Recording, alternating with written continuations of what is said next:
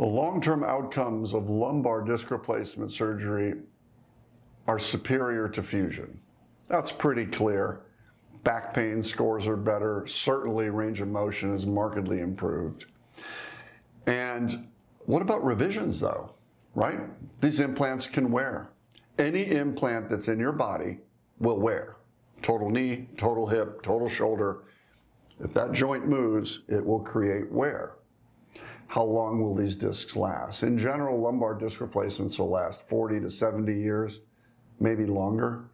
So they're not like hips and knees that have to be ready done in 20, 25 years. They outlive you typically, and they're not easy to revise. The only discs I've revised were A, not put in properly, or B, were infected or had what we call periprosthetic bone loss, which are very rare complications. I hope that helps you today. Take care.